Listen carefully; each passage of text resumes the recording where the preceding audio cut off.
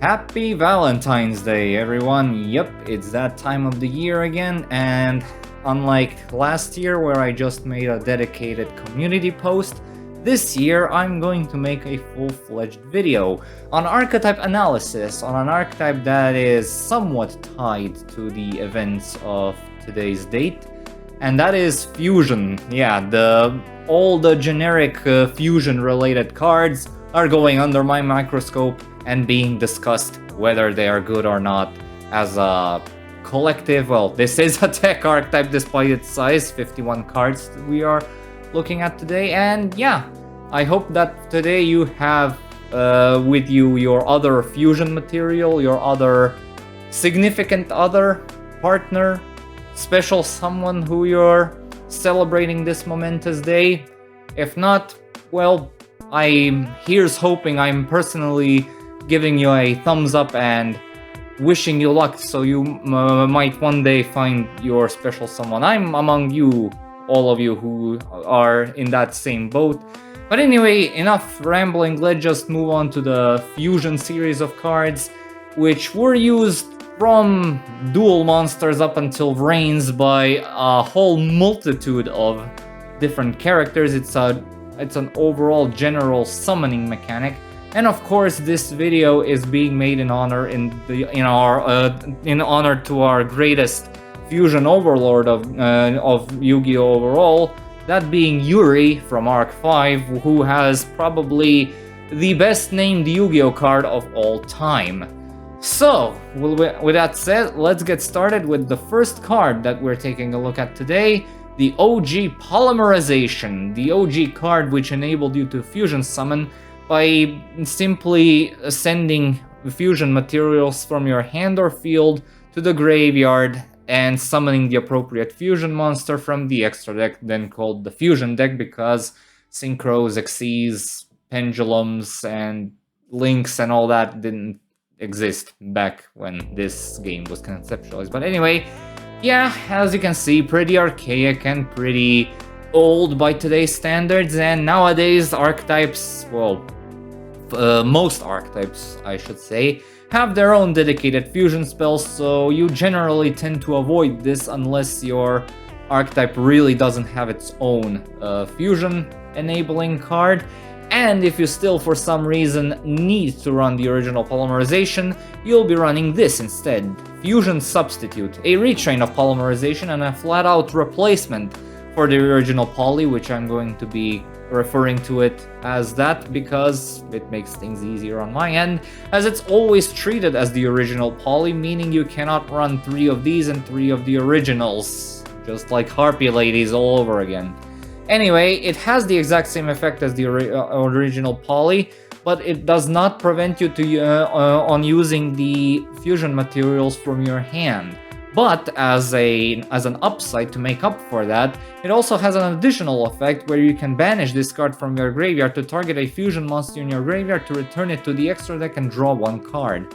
Yeah, needless to say, aside from how they disabled you from using fusion materials from your hand, this is a straight upgrade over the original Polymerization, so you should always consider running it.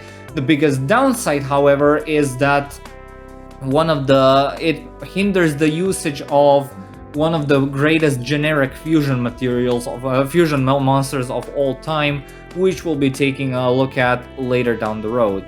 And the last card we're taking a look at before we dive into the archetype traditionally to take care of their monsters level by level, spell by trap, and all that, is Diffusion.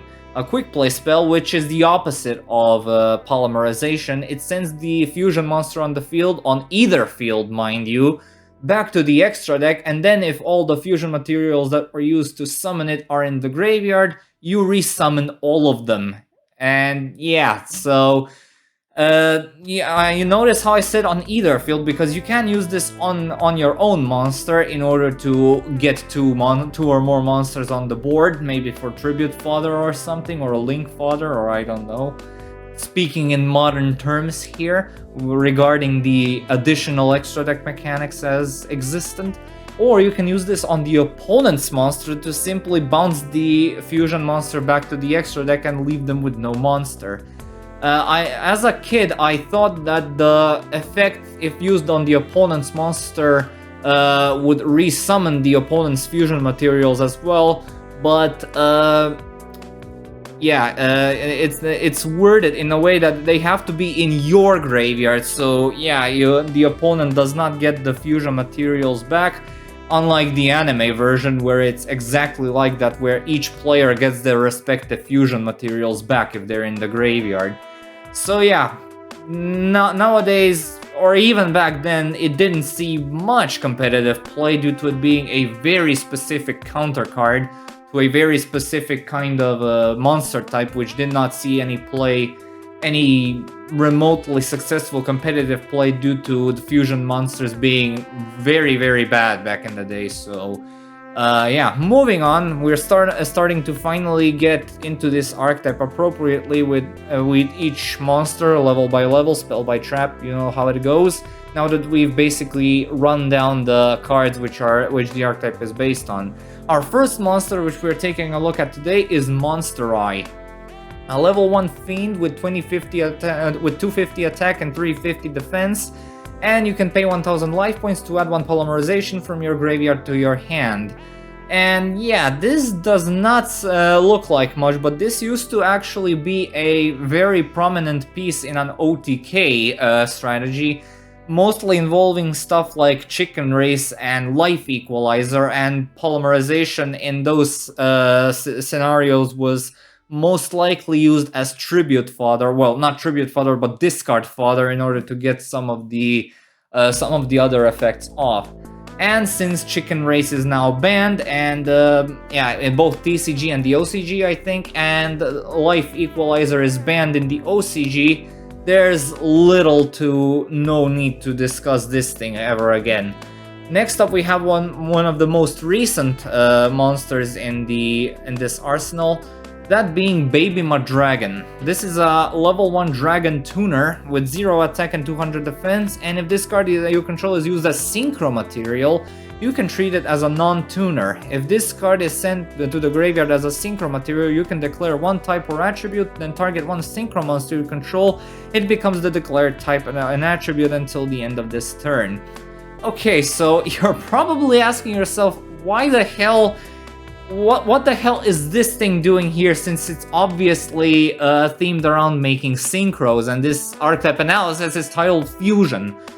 Well, it's because the extra deck monsters are fusion related. We have 1 synchro monster and 1 fusion monster which belong to the family of monsters called Madragons, and we also have the monster which all of these originate from, lore-wise, so yeah, there's your answer. Lore above all else. Anyway, the effect isn't bad, but yeah, the tuner-non-tuner modality is probably the best aspect of this card.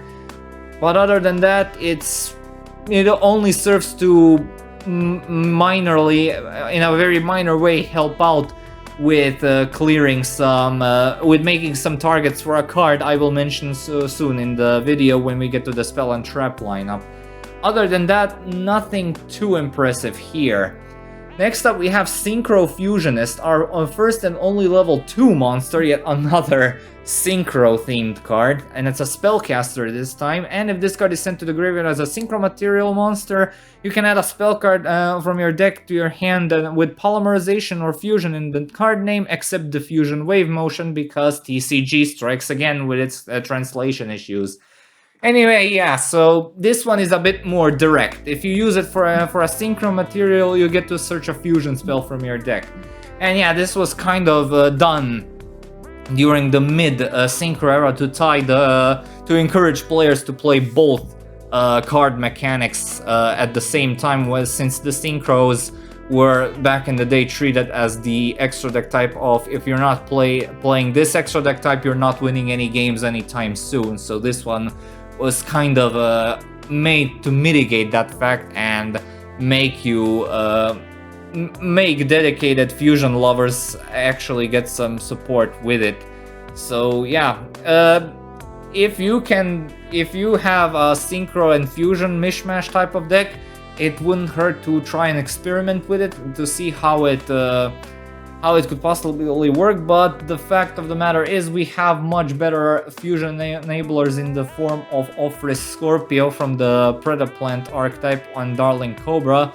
So yeah, this little critter is going to have to wait for his time in the spotlight whenever that might come up. Now we have our first level 3 monster in form of King of the Swamp, the first of the swampy, muddy monsters from which those 3 dragons originate from in the Baby Madragon artwork. Anyway, this is the first generic monster support for fusion-based strategies, as this card can be used as a substitute for any fusion material whose name is specifically listed on the fusion monster card, but the other fusion material must be correct, and you can also discard him to add the original poly from your deck to your hand. Okay, so this card was actually kind of okay, mainly because it's a way stronger version of, for the time I'm speaking, of one of the spell cards, which we will be taking a look at later down the road. And it can also be used as a substitute because those were the times when fusion monsters were made with specific fusion materials rather than generic ones, such as, for example, Starving Venom Fusion Dragon, requiring any 2 dark monsters on the field that are not tokens. That was like I said, from the back in the day when fusion monsters used to have specific monster names on their summoning conditions, and they still do to an extent, but not as much as they did before. And King of the Swamp was excellent back then, but has currently fallen out of favor due to archetypes again having their own fusion enablers and fusion monsters not requiring so much specific fusion materials to be played. But it did see some mild resurgence in some Tearlaments decks due to it being a level 3 Aqua type monster, and due to the fact that the archetype itself is also based on fusion. So yeah, King of the Swamp is having his little time in the spotlight for now, but we will see how his fate shall be, how it shall proceed going forward. Next up, we have another set of level 3 monsters. The first one being the Dark Hex Sealed Fusion, and its effect is that you can substitute this card for any one fusion material monster, just like King of the Swamp, but the other fusion material must be correct. And you contribute fusion material monsters on the field, including this face-up card, to special summon one corresponding dark fusion monster from your extra deck. So essentially, this is meant to give you access to dark fusion monsters without the need of polymerization, which is okay in theory, but again, you're running into the same problem as I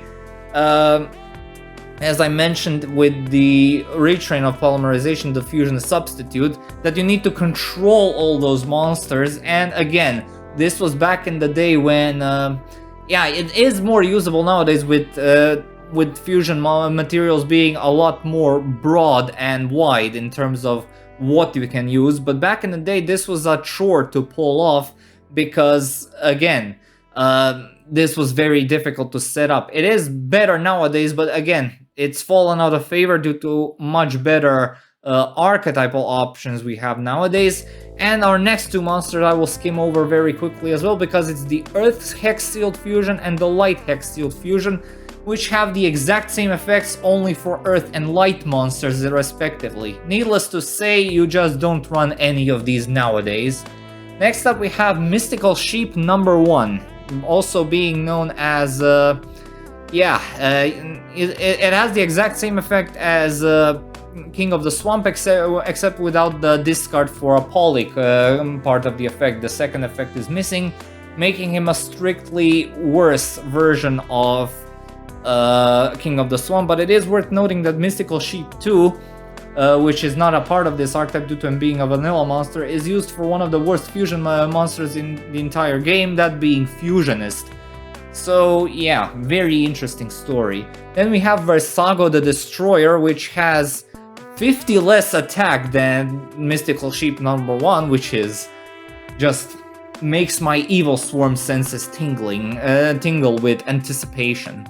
Anyway, it has the exact same effect as well, so we won't be talking about it any further. Same as our first level 4, Beast King of the Swamp, which also has the exact same effect, so we will be skipping it over.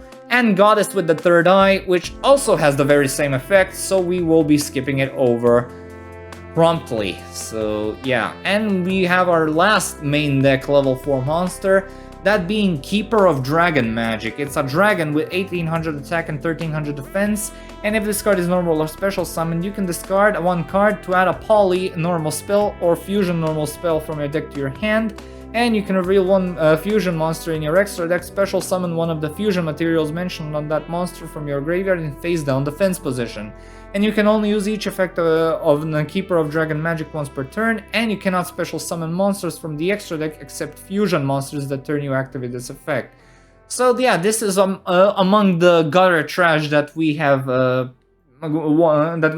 passed through right now. This is among the more recent support waves for the fusion summoning mechanic, and it really shows because it fetches fusion normal spells upon normal or special summon, and of course, being a level 4 Dark Dragon really helps, as if you are not a fan of running Offrey Scorpio, you can run this instead, as it offers the same search condition for the same cost but with one less body on the field, because you're not summoning Darling Cobra as opposed to Offrey Scorpio summoning it and then performing a search off of Darling Cobra.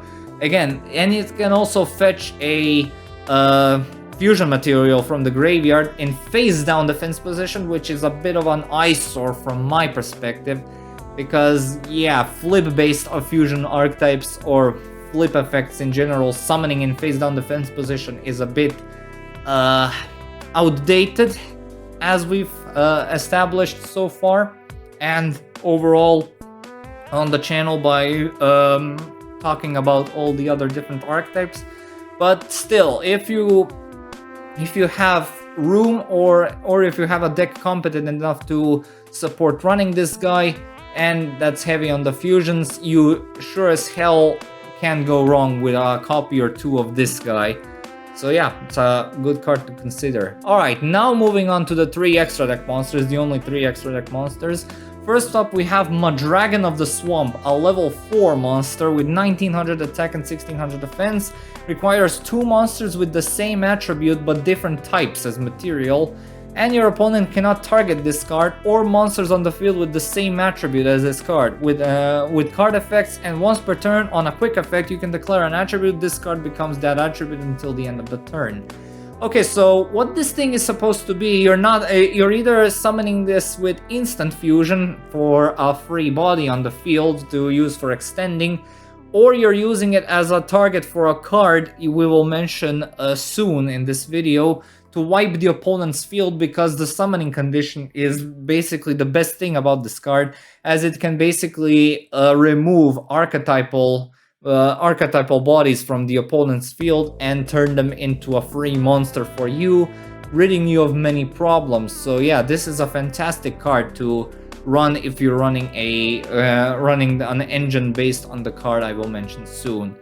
And our last fusion monster is Guardian Chimera, a level 9 fusion monster, a generic fusion monster, which has 3300 attack and defense and requires 3 monsters with different names as materials, so yeah, very generic, and must first be fusion summoned using only fusion materials from your hand and field with at least 1 monster from each. If this card is fusion summoned by a spell card or effect, you can draw cards equal to the number of cards used as material for the card, and if you do, destroy cards your opponent controls equal to the number of cards used as material from the field. I forgot to mention that the card drawing was from how many fusion materials you used in the hand. But anyway, you can only use this effect of Guardian Chimera once per turn, and while Polymerization is in your graveyard, your opponent cannot target it with card effects.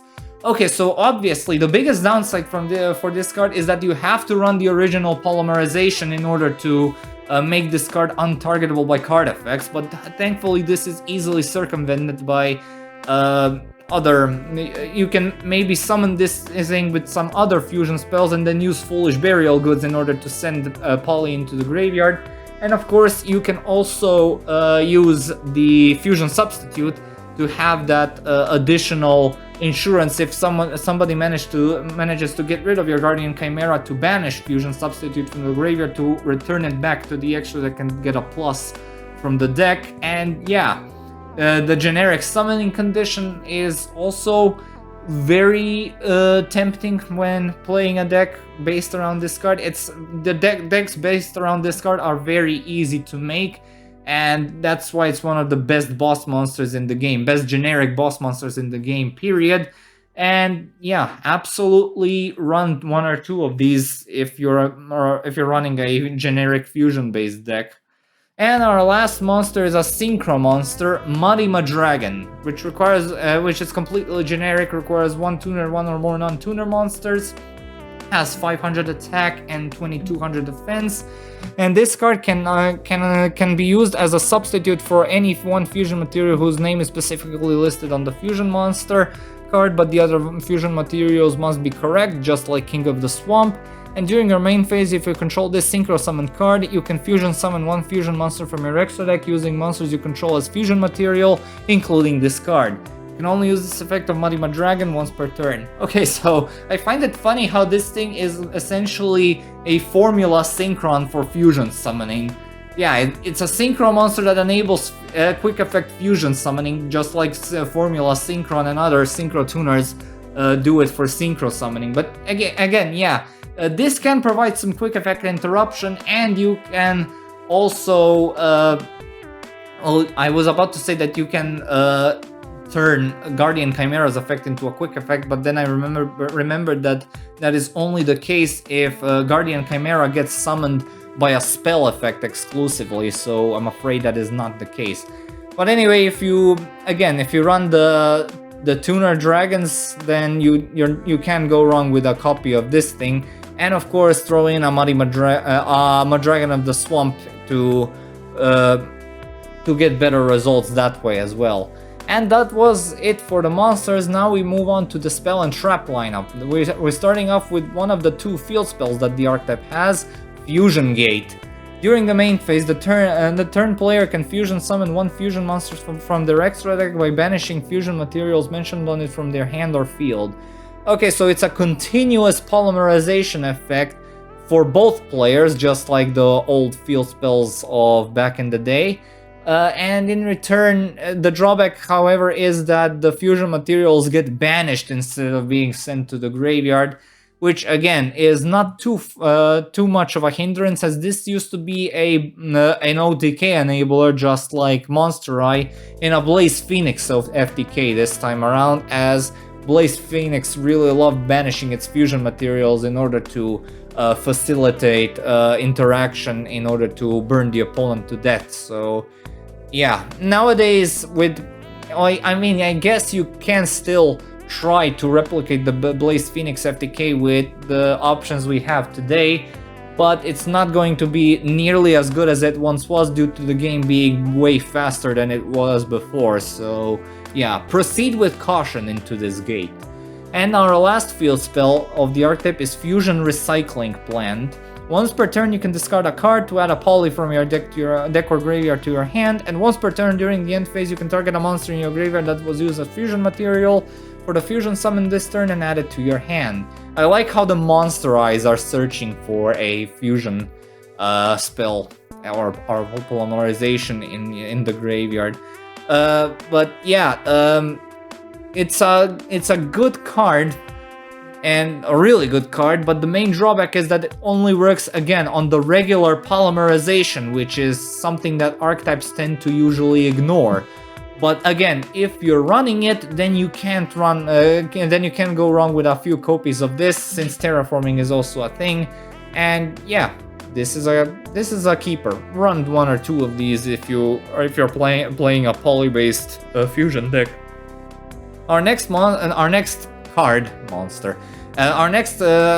card is Greater Polymerization.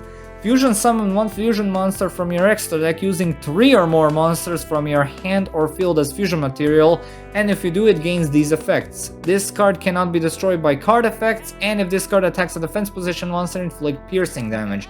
if only this thing was treated as the original polymerization, then if it was, then you could easily use this thing to summon Guardian Chimera to give it these spectacular additional effects, or while doubling the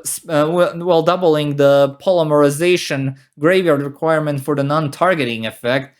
But as it is right now, you'll most likely be using this to summon Guardian Chimera and using something like Foolish Burial Goods to get the original, to get Fusion Substitute into the graveyard in order to have it in the graveyard ready for the non-targeting, and then banishing it from the graveyard to bring back Guardian Chimera into the extra deck and draw a card. Really wish it was treated as the OG polymerization though. At least while it is in the graveyard, not the fusion overall, because we would again have the Harpy Lady problem again. So yeah. Anyway, our next card is Flash Fusion, a quick play spell which has the exact same effect as Fusion Substitute, except now it's a quick play effect, and instead of the draw one effect, we have the effect that the monster is destroyed during the end phase, whichever monster is summoned using this effect. I get it. It was made to be a quick defensive tool if you're basically being attacked with something, and then you use this in order to go into a monster which has higher defense than the attack of the of the attacking monster, or to give you access to a quick effect pop if you have if you're summoning a monster like that. As I see it now, the best possible monster to summon with this is Panzer Dragon, due to him having a target one card and destroy it effect if he gets destroyed by any means. So yeah, again, I could be wrong. It's been a while since I saw Panzer Dragon in competitive action, so I've forgotten what his effects how his effects used to work. So yeah, Panzer Dragon is actually another great target for another card we will be taking a look at right now, that being Instant Fusion. Pay 1000 life points, special summon one level 5 or lower fusion monster from your extra deck, but it cannot attack. Also, it is destroyed during the end phase. This is treated as a fusion summon, and you can only activate one of these per turn. So yeah, this card is limited and has been on and off the limited and ban list ever since it was released, because being able to summon instantly, so to speak, any level 5 or lower fusion monster directly from your extra deck without investing in fusion materials was straight up advantage all around the board, and there were plenty of good targets effect wise to pick from this for this spectacular card. The most notorious example, of course, being Elder Entity Norden, which was it was mind-blowing how much he benefited from being summoned with instant fusion. The other notable target was, of course, either Millennium Eyes Restrict or the original Thousand Eyes Restrict. So yeah, plenty of good targets for this very powerful card. Not as powerful, well, the next card which we're taking a look at was not as powerful, but it definitely made its dent in the world, that being Ready Fusion, one of the more recently released cards, which has the exact same effect as Instant Fusion, except it allows you to get level 6 monsters as well, but the drawback is that you can only activate one per turn. This is treated as a fusion summon, and the other drawback is that they have to be non-effect fusion monsters. So yeah, again, essentially another copy of Instant Fusion in your deck, and when it was released, this actually became a vital combo piece in Inzectors of all things, because they used it to summon Quaggar Hercules, which was a level 6 vanilla insect fusion monster, which they needed because they were desperately in need of level 6 bodies to go into Exabeetle. So yeah, this is another one of those funny scenarios on what kind of tech options they tend to spring up in the game from time to time, being obscure or not really that obscure. But yeah, it's why I love this game. You never know what you're gonna get. It's like opening up a Christmas or a birthday present, or pulling on a Genshin Impact gacha banner. You never know what you're gonna get. You might get surprised. But anyway, Now we move on to our first, I believe, continuous spell, our first and only continuous spell, that being Future Fusion. This powerhouse of a continuous spell card has an effect where during your first standby phase after this card's activation, you can show one fusion monster in your extra deck and send the fusion materials listed on it from your main deck to the graveyard. During your second standby phase, after this card's activation, fusion summon one fusion monster from your extra deck with the same name as the monster you showed and target it with this card. When this card leaves the field, destroy that target, and when that target is destroyed, destroy this card. Holy bananas. Yeah, this used to be a very powerful combo enabler because, yeah, this card received an errata to nerf the effect on how powerful it was, because the original Future Fusion used to send the materials immediately upon activation, not during the first standby phase after the activation. Because, meaning that whatever you sent, depending on, of course, what fusion monster you revealed, was already readily available in your graveyard for your use. You can banish them for chaos monsters, which were a huge deal back in the day when this card came out. And yeah, it was so much of a problem that, and yeah, you also get the fusion monster eventually if the duel goes on for long enough. So yeah, it was so much of a problem back in the day, this combo making machine, that it was put on the ban list because of it and wasn't taken down until years later when it finally received the errata that you're seeing right now. So yeah, this is quite a powerhouse in terms of how fusion summoning was handled back in the day, and how this card was attempted to be made into how it was supposed to be used, and then it was used in a way that was completely unintended and unimaginable back then. So yeah, another good lesson on how Konami should future-proof their cards. Anyway, now we move on to Ghost Fusion, which is a fusion monster for zombie monsters, where you can fusion summon one fusion monster from your extra deck using only zombie monsters you control as fusion material, and if your life points are lower than your opponent's, you can also banish one zombie monster from your hand, deck, or graveyard as material, and you can only activate one of them per turn. This is fine, but the only problem is that zombies hardly have any fusion monsters worth summoning or as an option overall, because they're only relevant and, to my knowledge, only widely played zombie fusion monster is a target for another card, which we will take a look at later in combination with the field spell Zombie World. So yeah, this is just a card with the potential to be very good, but not just good overall because of the lack of targets once again.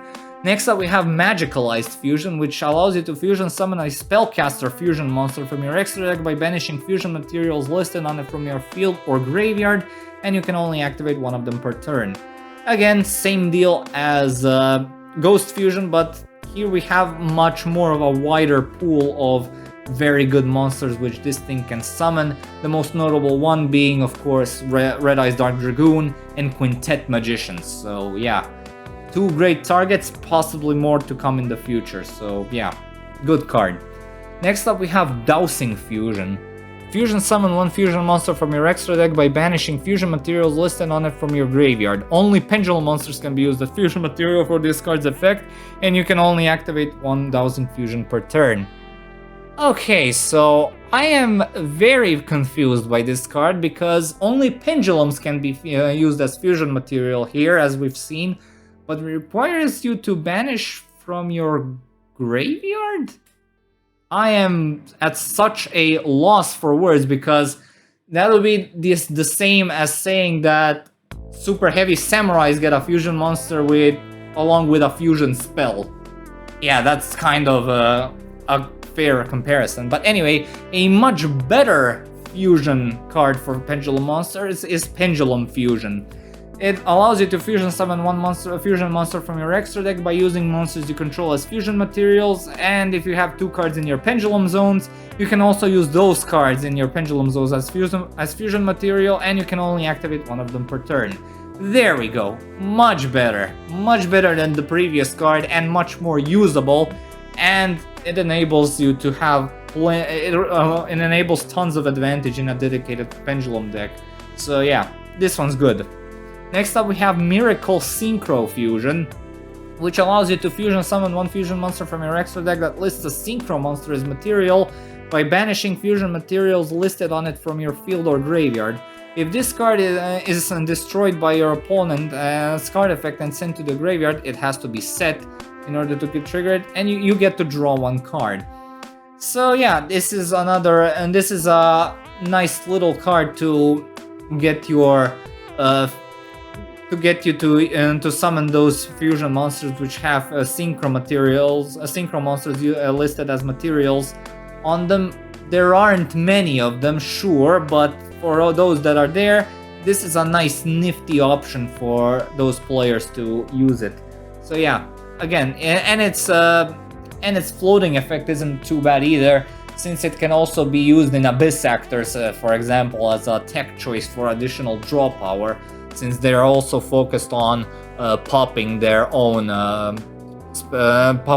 back row, and the opponent can also maybe help out in that regard. I think they have the effect to force the opponent to destroy back row. I don't know, but maybe yeah, this is another fine addition. Next up we have Ultra Polymerization. Pay 2000 life points. Fusion summon 1 fusion monster from your extra deck using 2 monsters you control as fusion materials. Neither player can activate cards or effects in response to this card's activation.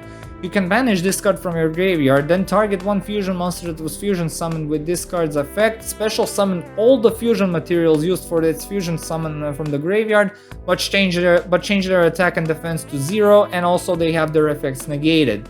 A spell speed 4 fusion enabler. My, that is sure interesting, isn't it? And it also allows you to fusion summon it allows you to summon the fusion materials from the graveyard upon the fusion monster being summoned, giving you additional bodies on the field. This is really cool, but again, it's only limited to the monsters you control, which is kind of a bit of a downside when it comes to this card, and the 2000 life point cost can be a bit steep sometimes. So yeah, run if you feel like it. There is a lot of potential here to be had, but that potential at the moment cannot be met. However, if you're in a mood for a spell speed 4 fusion enabler, you should look for Super Polymerization, a quick play spell which allows you to discard 1 card and fusion summon 1 fusion monster from your extra deck using monsters on either field as fusion material, and of course it's spell speed 4, meaning that the opponent cannot respond to it with anything. So yeah, this is a very prominent way to clear the opponent's board full of monsters by simply using them as fusion materials, and yeah, this card was banned because of this for a very long time, and as recently, well, not as recently, but compared to how long it was banned, it has recently came back first to 1 and then to 3, and this essentially made Starving Venom Fusion Dragon the prime target for Super Polymerization, right next to Madragon of the Swamp, and of course Garura, the Wings of Resonant Life. So yeah, this is a fantastic board breaker, and you should absolutely max out on it with many different fusion. Yeah, that's the best thing about this card. There are so many options for you to summon when playing this card. So yeah, you have plenty to choose and nothing to lose at all when you're playing this. So yeah, absolutely max out on this thing. And now we move on to miscellaneous fusion support cards, ranging from obscure to meta-defining. The first of which being Metamorphosis. Tribute 1 monster, special summon 1 fusion monster from your fusion deck with the same level as the tributed monster. So yeah, this was a meta-defining fear factor during the GOAT format and the heart and soul of the GOAT format. as this thing was used to tribute either a Scapegoat token into Thousand Eyes Restrict or a level 8 monster, most probably the Dark Magician of Chaos, into Cyber Twin Dragon to OTK the opponent out the ass. So that is the reason why it was banned in 2005 or 4, I'm not too sure, where it hasn't left the ban list ever since. And it's also the reason why you can't normally summon Neo Bubbleman, to all those fans of Neo Bubbleman who are missing him so much and must rely on a wild monster appears to get him on the field, even though that's probably very stupid and they should probably stop doing that if they want to advance themselves in the competitive meta game. Anyway, next up we have Fusion Sage. It simply adds polymerization from your deck to your hand, which means that this hasn't been played or looked at since 2002. Next up we have Fusion Recovery.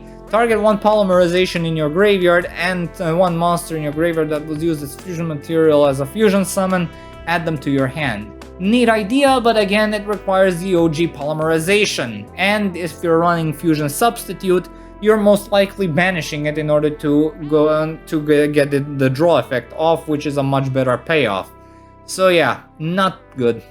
Next up we have Refusion. Activate this card by paying 800 life points. Then target one fusion monster in your graveyard, special summon it and equip it with this card, and when this card is destroyed, banish the equipped monster.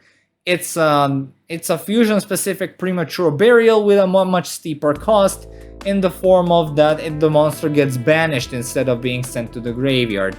And yeah, as you can tell, not very good, so you're better off avoiding this. Next up we have Fusion Sword Murasame Blade, which you can only equip to a warrior monster. It gains 800 attack, and while equipped to a monster, this card cannot be destroyed by card effects.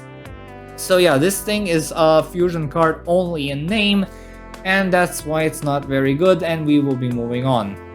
Next up we have Revoke Fusion. Discard one polymerization to the graveyard, send one fusion monster from your fusion deck to the graveyard, and special summon one monster from your hand that is listed as a fusion material monster on that card. The special summon monster is sent to the graveyard during the end phase of this turn. Very, very specific, very, very bad, and you should so not run this. Next up we have Fusion Tag, a more recent card compared to all of the stuff we've looked at right now. It allows you to target a monster you control, reveal a fusion monster in your extra deck, and if you do, the targeted monster's name can be treated as the revealed fusion monsters if used for a fusion summon this turn. So what this is supposed to enable you to do is to copy the name of a fusion monster which is required as a fusion material for another fusion monster to help you get into that fusion monster a bit quicker. So yeah, most notable cases are with, of course, A to Z Dragon Buster Cannon, what's the name of the Ojama Ultra Boss monster, which is super hard to summon, Armed Dragon Catapult Cannon, yeah, that thing, and several other such like monsters which are near impossible to summon. So yeah, this is meant to be used for those kinds of monsters, and those kinds of monsters don't usually don't see that much competitive play. So these types of cards don't see that much competitive play either. So yeah, fun idea, but it needs some better monsters to facilitate the obnoxious requirement. Anyway, next up we have Fusion Deployment. Reveal one fusion monster in your extra deck and special summon from your hand or deck one of the fusion materials whose name is specifically listed on that card. Also, you cannot special summon monsters for the rest of the turn except fusion monsters, and the turn you activate this effect, and you can only activate one fusion deployment per turn. It's strictly an upgrade over Revoke Fusion, and in a good way too, because yeah, in case some of you are unaware, Revoke Fusion was used like once in GX Season 3. God, I absolutely despise that season. You can clearly tell by the card design from that season as well, where Judai was just recovering from his time as Hao and was just so afraid of using fusion, so that he they actively made a plot armor card such as Revoke Fusion in order to mimic that. But anyway, back to this. If you really are a fan of Revoke Fusion for reasons unknown, this is a straight upgrade over that card, and you should always prioritize playing this over Revoke Fusion. So yeah. Next up we have Fusion Conscription. Reveal one fusion monster in your extra deck and add one of the fusion materials whose name is specifically listed on that card from your deck or graveyard to your hand. And if you do, for the rest of this turn, after this card resolves, you cannot normal summon set or special summon monsters with the added monster's name. Also, your monsters with that name cannot activate their effects, and you can only activate one Fusion Conscription per turn. Okay, so it's a generic monster searcher, depending of course if the monster in question is listed as a fusion material somewhere.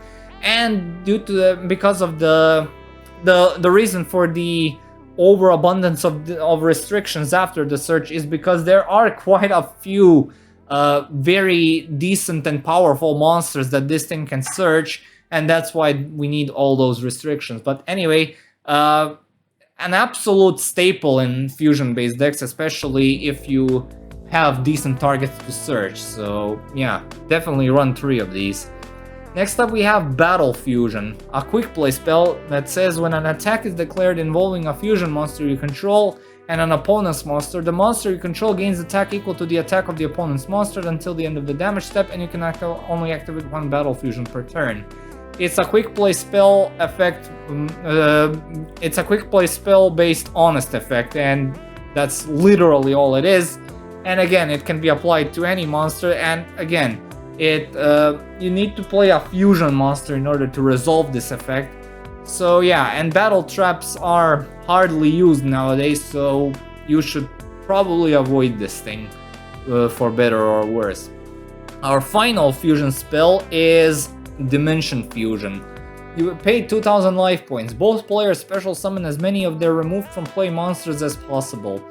This card is banned, and for a very, very good reason. Not only because it was an FTK enabler when pre-errata Dark Magician of Chaos was still around, but also because of the sheer amount of advantage both players can reap from this card. Yeah, it's supposed to be balanced by the fact that both players get to use the effect upon activation and the steep life point cost, but the fact of the matter is that this mostly doesn't matter, as the advantage you will get far outweighs whatever the opponent might get on the same activation. So yeah, I do not know when we will see this card be back from the ban list ever again, but it might not be in a long while still. And that was the last spell card. Now we move on to a handful of trap cards that we have. The first one being Necro Fusion. Fusion summon one fusion monster from your extra deck by banishing fusion materials mentioned on it from your graveyard face down, but it cannot attack this turn. It's a polymerization that uses the stuff from the graveyard as fusion materials, basically how invokeds function, but on a far inferior level. And yeah, banishing face down also doesn't help either, and the attack prevention also doesn't help either. So yeah, it's a prototype card for better or worse, and you should probably think of better options for this card's function. A far better trap is Fusion Reserve. Reveal one fusion monster in your extra deck, add one of the fusion materials whose name is specifically listed on that card from your deck to your hand, then you can add a polymerization from your graveyard to your hand.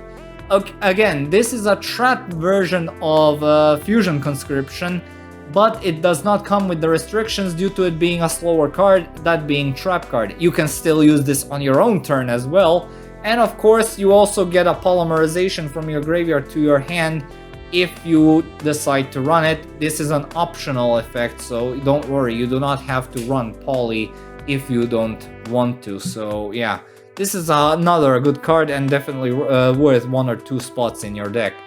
Next up we have Chain Material, another great OTK enabler from back in the day. As when it's activated, anytime you fusion summon a monster this turn, you can remove from play from your side of the field, deck, hand, and/or graveyard fusion materials that are listed on the fusion monster card and use them as fusion material monsters. You cannot attack during the turn you activate this effect, and if you use this effect for a fusion summon, the summoned fusion monster is destroyed during the end phase.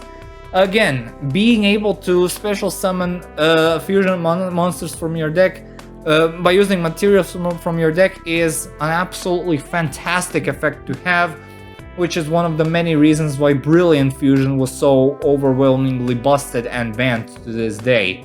Again, the main drawback this card suffers from is that it lacks very good targets or end goals to where you're using it. So yeah, it was used in OTK variants with Blaze Phoenix once more, but again, that was some very sparse usage, and nowadays it doesn't see any play at all. So yeah.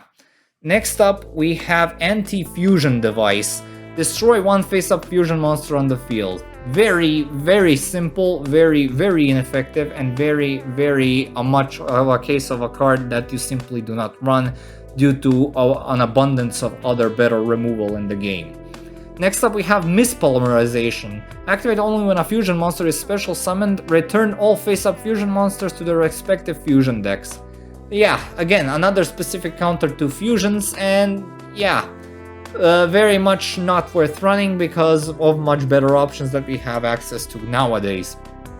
Next up, we have Non-Fusion Area, a continuous trap, which says that neither player can fusion summon.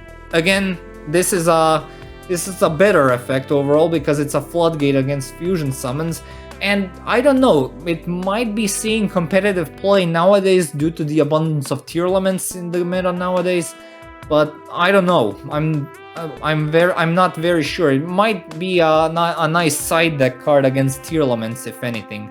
So yeah. Anyway, next up we have the most recent card in this whole archetype shebang. We have Fusion Reproduction. Target one Polymerization, normal or quick play spell, or one Fusion normal or quick play spell in either graveyard. Banish it, and if you do, apply that spell's effect when that card is activated. You can only activate one Fusion Reproduction per turn.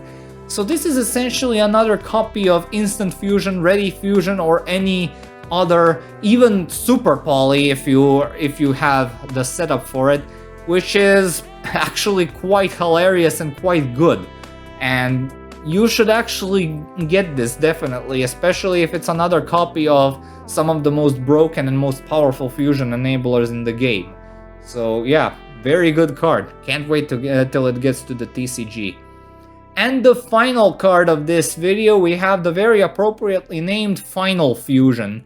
During either player's battle step, when a fusion monster you control battles an opponent's fusion monster, target both of those fusion monsters, negate the attack, and if you do, each player takes damage equal to the combined attack of both of those fusion monsters. Yeah, this thing was again used in GX once to create a very spectacular draw moment where, yeah, Judai was dueling Ryo Marufuji at the time, I believe, and he made Shining Flare Wingman crash into Cyber End Dragon for a draw in the end. But in the actual meta sense, this isn't used at all. Maybe as a funky tech option in a tier element mirror match or something. I don't know. It doesn't seem that powerful to me. Well, it can cause draws. It's an alternative to self-destruct button at least. But we have better cards overall. Anyway, time to grade this archetype, which I won't be doing because this is a tech archetype, as I mentioned in the at the start of the video. You're never meant to make a fully functional deck out of all of these because, again, they're mostly made to support the fusion type rather than being a whole archetype based around these sets of cards. But yeah, some of them are good, some of them are bad, some of them are meta-defining, like I said. And overall, I am excited to see in what direction fusion summoning goes from this point onward. Anyway, that does it for another archetype analysis. Thank you all so much for watching. Stay tuned for more videos and updates. Have yourselves a great day, and I will see you all next time.